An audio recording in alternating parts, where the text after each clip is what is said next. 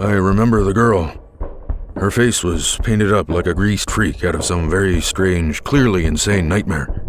She was sitting in the corner of the Frontera with a dangerous Mexican pimp named Nando, who I'd met a while back when I worked for the Dispatch as a beat writer, before I was fired for public displays of drunkenness and debauchery. My companion, who drove me here, was eating the bar, curled up like some fantastic overgrown child, and I thought, why not have a bit of American fun while he's stone drunk?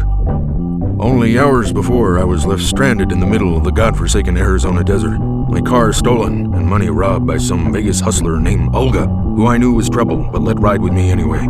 The weird never learn. I, half gone on too much tequila, let my guard down, and she pulled a giant fucking blade on me, forcing me out of the car and into the dust of wherever we were.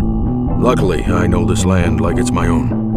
I flagged down the next passing motorist and said something like, "For Jesus' sake, man, I need to get to the border. A senator's life hangs in the balance. Will you help?" The motorist, some middle-class dung beast in a classic powder blue convertible, shrieked in horror at first, but when he saw the bloodshot whites of my eyes, he knew I meant business, and he let me in, pressing heavily on the gas as we disappeared into the wild, burning land. After an hour or so, when the suspicious vibes had escaped the speeding vehicle, I convinced him to have a sip of the halcyon I'd been hiding in a tiny bottle around my neck. He seemed, after all, like a decent citizen, up for the ride, ready for the great moment to tip toward madness.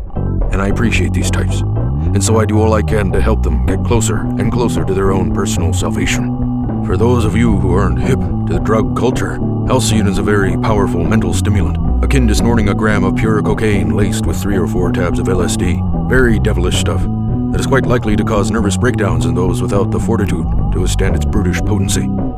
So, in the spirit of camaraderie, I let the bugger take his wig, and in that same spirit, I took one myself, and we waited, speeding down a 2-lane highway in the middle of the red desert, waiting for the coming of our Lord.